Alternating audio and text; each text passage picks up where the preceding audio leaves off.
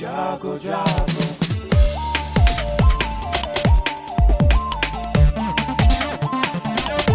Radio जागो जागो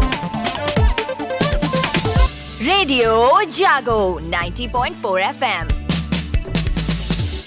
नमस्कार, ये रेडियो जागो 90.4 FM है।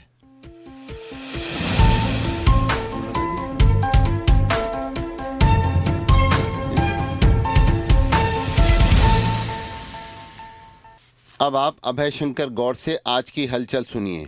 उत्तर प्रदेश विधान परिषद की 5 मई को रिक्त हो रही 13 सीटों के लिए चुनाव कार्यक्रम की घोषणा कर दी गई है। प्रदेश के मुख्य निर्वाचन अधिकारी नवदीप रिणवा ने कल यह जानकारी उपलब्ध कराई। उन्होंने बताया कि इन रिक्त सीटों पर चुनाव के लिए आगामी 21 मार्च को मतदान कराया जाएगा। नामांकन दाखिल करने की अंतिम तिथि 11 मार्च तय की गई है और 12 मार्च को नामांकन पत्रों की जांच की जाएगी तथा नामांकन वापसी की अंतिम तिथि 14 मार्च होगी।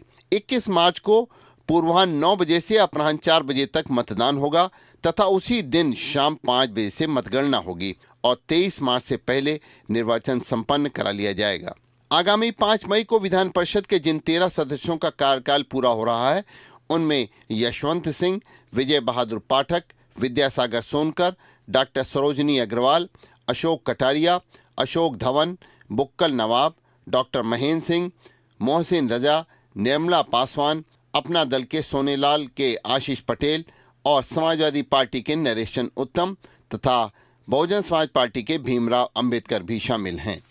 उत्तर प्रदेश में 25 लाख लोगों को मुफ्त सोलर पैनल प्रदान करने की बात कही गई है। प्रधानमंत्री नरेंद्र मोदी द्वारा घोषित घरेलू उपभोक्ताओं को मुफ्त सोलर बिजली योजना का लाभ सबसे अधिक उत्तर प्रदेश के उपभोक्ताओं को मिलेगा। केंद्र सरकार ने इस योजना के तहत 1 करोड़ घरेलू उपभोक्ताओं के छतों पर सोलर पैनल लगाने का जो लक्ष्य तय किया है उसमें अकेले 25% हिस्सेदारी उत्तर प्रदेश की है। उत्तर प्रदेश के 25 लाख उपभोक्ता इस योजना से आच्छादित किए जाएंगे। केंद्र सरकार ने प्रधानमंत्री सूर्य घर मुफ्त बिजली योजना पर 75,000 करोड़ रुपए खर्च करने की बात कही है। सोलर पैनल लगवाने वाले उपभोक्ताओं को हर माह 300 यूनिट तक मुफ्त बिजली के साथ ही पैनल लगाने में केंद्र व राज्य सरकार की सब्सिडी का लाभ भी प्राप्त होगा। बीमा नियामक इरडा ने स्वास्थ्य बीमा की गलत बिक्री रोकने के लिए बड़ा बदलाव किया है। इसके तहत अब बीमा खरीदते वक्त ग्राहक का वीडियो सत्यापन अनिवार्य किया जा सकता है। विशेष रूप से 55 वर्ष से अधिक आयु वाले लोगों को इसमें शामिल किया जा सकता है। इरडा ने इसके लिए सभी हितधारकों, बैंकों और बीमा कंपनियों से बातचीत की है और सूत्रों का कहना है कि स्वास्थ्य बीमा की बिक्री में पारदर्शिता बढ़ाने और पॉलिसी स्वीकृत करने से पहले कड़ी जांच की जरूरत है। यह उन मामलों में अधिक होना चाहिए जहां बाजार से जुड़े बीमा उत्पादों में ग्राहक बिना हित प्रभावित होते हैं। खासकर 55 से अधिक आयु के व्यक्तियों को बेचे जाने वाले बाजार से जुड़े लाभ वाले स्वास्थ्य और बचत उत्पादों पर कड़ी निगरानी की भी जरूरत रहती है। सुप्रीम कोर्ट ने एक महत्वपूर्ण फैसले में गृहिणी यानी कि घर में काम करने वाले होम मेकर द्वारा परिवार के लिए किए गए योगदान को अमूल्य और उच्च कोटि का बताया है। साथ ही कहा है कि उनकी अनुमानित आय दैनिक मजदूरों के लिए अधिसूचित न्यूनतम वेतन से कम नहीं हो सकती। शीर्ष अदालत ने सड़क हादसे में एक गृहिणी की मौत के मामले में मुआवजा तय करने के मामले में यह टिप्पणी व्यक्त की है। अब एमबीबीएस के छात्र भी आयुष पढ़ेंगे। एमबीबीएस के छात्र अपने पाठ्यक्रम में आयुष की भी पढ़ाई कर सकेंगे। उन्हें आयुर्वेद, होम्योपैथी व यूनानी इत्यादि का आधारभूत ज्ञान देने के लिए यह कदम उठाया गया है। आयुष मंत्रालय की पहल पर जल्द ही इसे पाठ्यक्रम का हिस्सा बनाया जाएगा। एकीकृत स्वास्थ्य सेवाओं को बढ़ावा देने पर पूरा जोर दिया जा रहा है। एलोपैथ के विद्यार्थी आयुर्वेद व होम्योपैथी इत्यादि का ज्ञान अर्जित कर इस विद्या के चिकित्सकों के साथ मिलकर रोगियों का उपचार करेंगे तो अच्छे परिणाम सामने आएंगे और आयुष को बढ़ावा भी मिलेगा। बिजली कनेक्शन मिलने में सरकार ने संशोधन किए हैं जिससे कि उपभोक्ताओं को जल्दी बिजली का कनेक्शन मिल सके। केंद्र सरकार ने विद्युत उपभोक्ता अधिनियम नियम में संशोधन किया है। इसके तहत अब महानगरीय क्षेत्रों में 3 दिन, नगर पालिका क्षेत्र में 7 व ग्रामीण क्षेत्र में 15 दिन में नए बिजली के कनेक्शन उपभोक्ताओं को मिल सकेंगे। अभी तक यह समय सीमा क्रमशः 7, 15 व 30 दिन थी। पहाड़ी क्षेत्रों के गांव में नए कनेक्शन के लिए 30 दिन का समय निर्धारित किया गया है। नए नियमों में छत पर सौर ऊर्जा प्रणाली लगाने की प्रक्रिया भी सरल की गई है। 10 किलोवाट की क्षमता तक की प्रणालियों के लिए तकनीकी आवश्यकताएं हैं, उनका अध्ययन की अनिवार्यता अब नहीं होगी। इससे अधिक के लिए यह अध्ययन की अवधि घटाकर 15 दिन तय की गई है। तय समय में अध्ययन पूरा न होने पर अनुमोदित उसको माना जाएगा। देश में एथेनॉल का उत्पादन जो हो रहा है उसमें उत्तर प्रदेश की सबसे बड़ी हिस्सेदारी है। एथेनॉल उत्पादन में देश में पहले पायदान पर उत्तर प्रदेश है और इस वित्तीय वर्ष में रिकॉर्ड उत्पादन के आसार हैं। आबकारी विभाग ने चालू वित्तीय वर्ष में 180 करोड़ लीटर एथेनॉल उत्पादन का आंकलन किया है। बीते वर्ष 153.71 करोड़ लीटर का उत्पादन प्रदेश में हुआ था। स्पष्ट है कि पिछले वर्ष की तुलना में इस बार 15 से 20% अधिक जो है वो एथेनॉल का उत्पादन की उम्मीद जताई जा रही है। उत्तर प्रदेश में पिछले 7 वर्षों में एथेनॉल उत्पादन में करीब 4 गुना की वृद्धि हुई है। वर्ष 2016-17 में प्रदेश में एथेनॉल का उत्पादन 42.69 करोड़ लीटर था। उत्तर प्रदेश में निर्मित एथेनॉल का 50% से अधिक अन्य राज्यों को आपूर्ति किया जाता है और गत वित्तीय वर्ष में 71.95 करोड़ लीटर की आपूर्ति पूरी करने के साथ ही अन्य राज्यों को 76.44 करोड़ लीटर एथेनॉल निर्यात किया गया था। आपको जैसा मालूम ही है कि एथेनॉल पर्यावरण प्रेमियों के लिए बहुत अच्छा फ्यूल माना जाता है गाड़ियों में, क्योंकि इससे प्रदूषण बहुत कम होता है। हरदोई के शहरों में बेहतर सुविधा की आस में जो मोहल्ले में लोग बसे हुए हैं उनकी गलियों में जल भराव, नालियां चौक रहती हैं। इसकी वजह से लोगों को बहुत दिक्कत आती है। मोहल्ले का पानी नाले में न जाने से नालियां ओवरफ्लो हो रही हैं और नालियों के ओवरफ्लो होने से गंदगी गली गली हरदोई के शहर में फैली हुई है। जब इसके बारे में बात करी गई तो हरदोई के अधिशासी अधिकारी नगर पालिका विनोद कुमार सोलंकी का कहना है कि बड़े नालों की साफ सफाई कराई जाती है। पॉलीथीन के कारण शहर के नाले नालियों के साथ ही बड़े नाले भी चौक हो रहे हैं। जल भराव और नालों में कूड़ा करकट से पटे स्थलों का सफाई नायकों के माध्यम से निरीक्षण कराकर जल्द ही यह काम कराया जाएगा। जल शक्ति विभाग ने 7.35 करोड़ की स्वीकृति हरदोई की रामगंगा और गंगा नदी के कटान को रोकने के लिए दी है।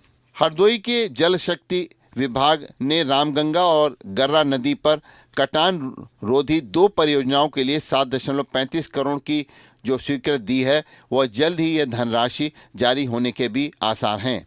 बाढ़ के समय रामगंगा और गर्रा नदी से होने वाली कटान व नुकसान से बचाव के लिए शारदा नहर विभाग ने शासन को परियोजनाएं भेजी हैं।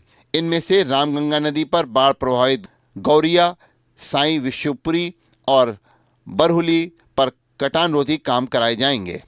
हरदोई में खनन को लेकर के हरदोई का प्रशासन सख्त हुआ है। खनन और ओवरलोडिंग में 9 वाहनों पर 3.36 लाख रुपए का जुर्माना लगाया गया है।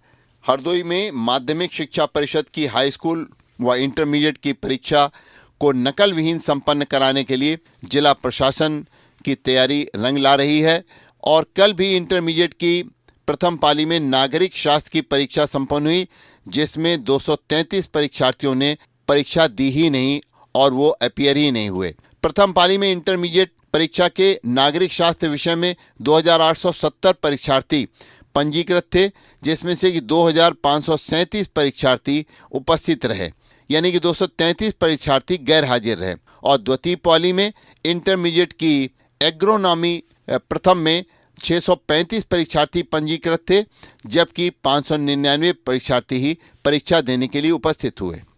हरदोई में पशुपालकों को क्रेडिट कार्ड उपलब्ध कराए जाएंगे और इस अभियान के अंतर्गत अब तक 29,951 पशुपालकों को क्रेडिट कार्ड आवेदन बैंकों को भेजे गए हैं।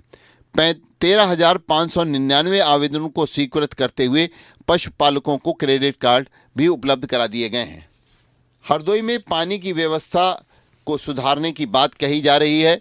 नगर पालिका बोर्ड की कल बैठक हुई।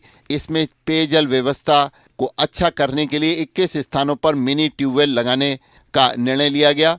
और वहीं शहर में पूर्व प्रधानमंत्री अटल बिहारी वाजपेयी व अमर शहीद मेजर पंकज पांडे की मूर्ति लगाने पर भी सहमति बनी।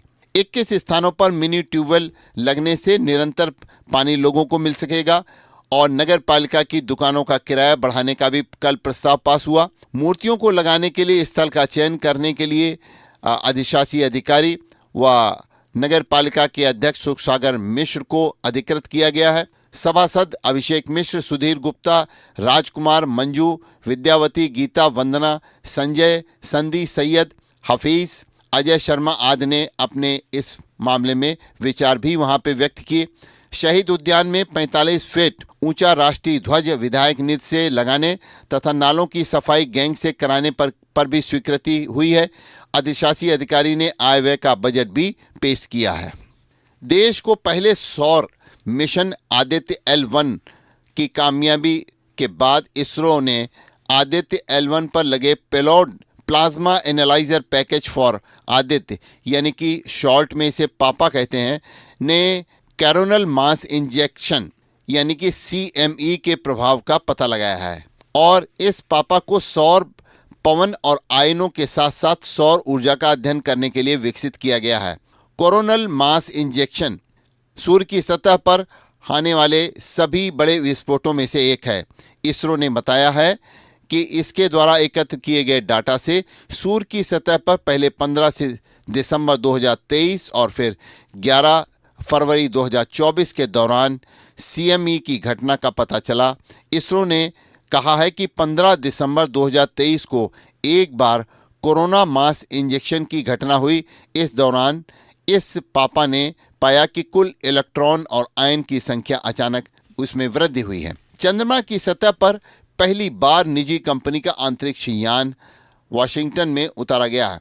यह 1972 में अपोलो 17 मिशन के बाद चंद्रमा पर पहला अमेरिकी अंतरिक्ष यान भी है। इंट्यूटिव मशीन्स पृथ्वी के एकमात्र प्राकृतिक उपग्रह पर अंतरिक्ष यान उतारने वाली दुनिया की पहली प्राइवेट कंपनी बन गई है। इंट्यूटिव मशीन्स के 6 पैरों वाले रोबोट लैंडर ओडिसियस ने बृहस्पतिवार को ईस्टर्न टाइम के अनुसार लगभग शाम 6:23 बजे और भारतीय समय के अनुसार कल शुक्रवार को सुबह 4:53 पर चंद्रमा का स्पर्श किया। अभी आप सुन रहे थे अभय शंकर गौड़ से आज की हलचल। सुनते रहिए रेडियो जागो 90.4 FM।